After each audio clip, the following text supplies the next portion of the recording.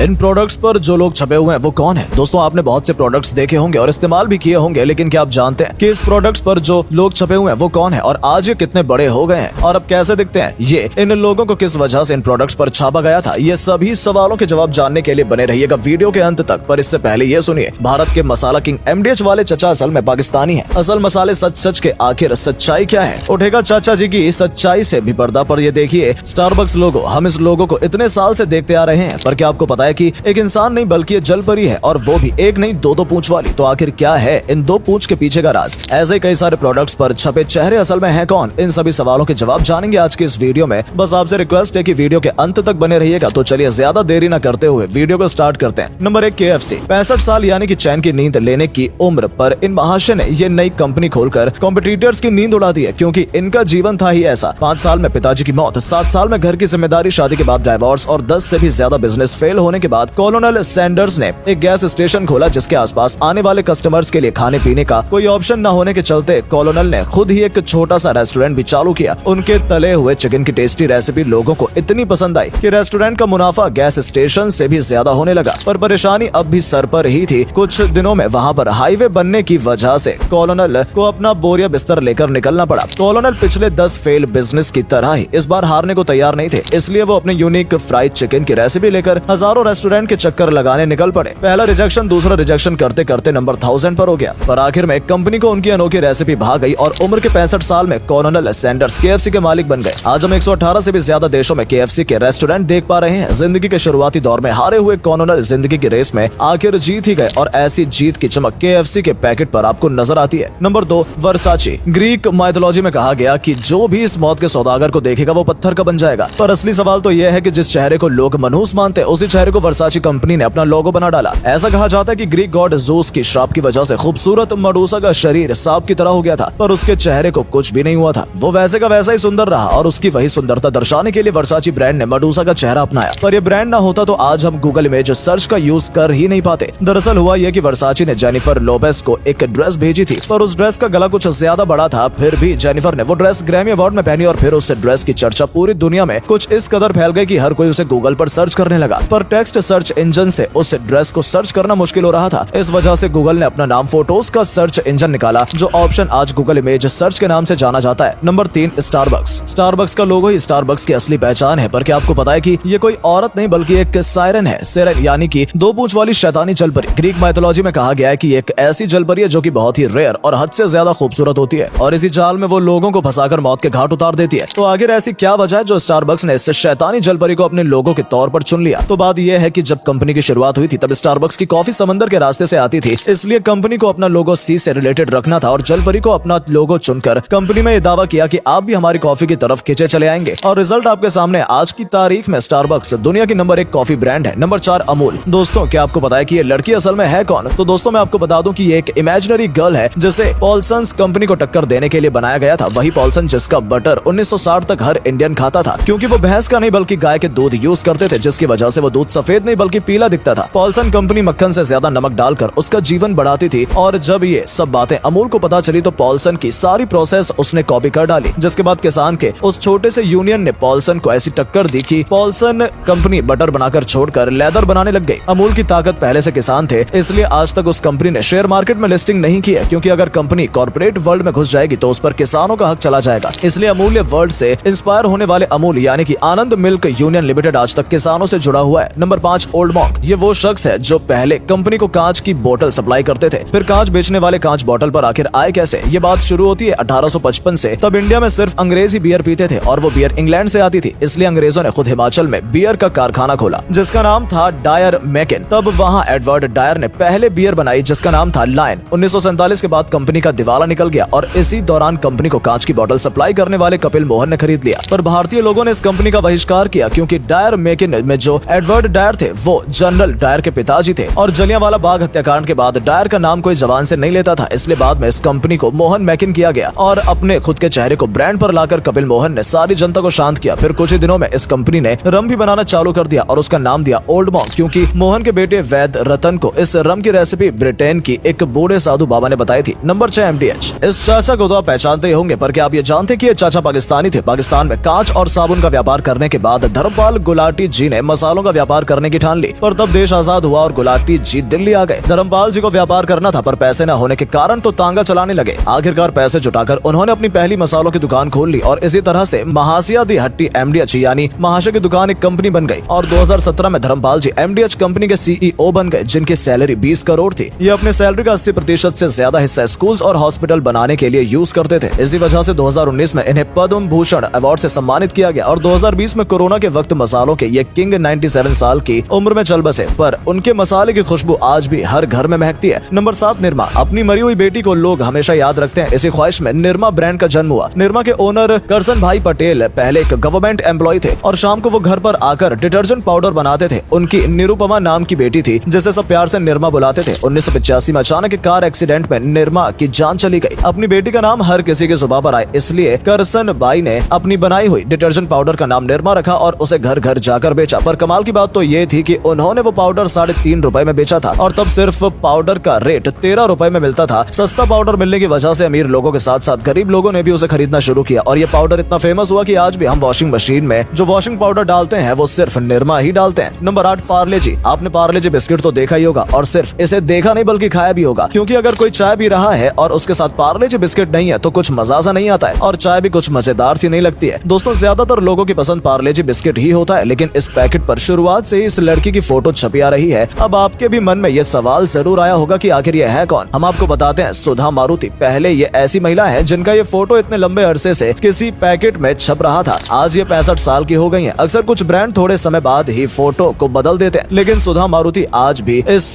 पार्ले जी का ब्रांड बनी हुई है। असल में ये फोटो उनके पापा ने खींची थी जब वो छोटी थी। ये दिखने में भी काफी सुंदर थी, इसलिए ये फोटो इस पैकेट पर छाप दी गई। तो दोस्तों, ये थे आज के वो लोग जिसे आप देखकर भी अनजान थे। वीडियो अच्छी लगी हो तो वीडियो को लाइक करके शेयर करना बिल्कुल ना भूलें। धन्यवाद।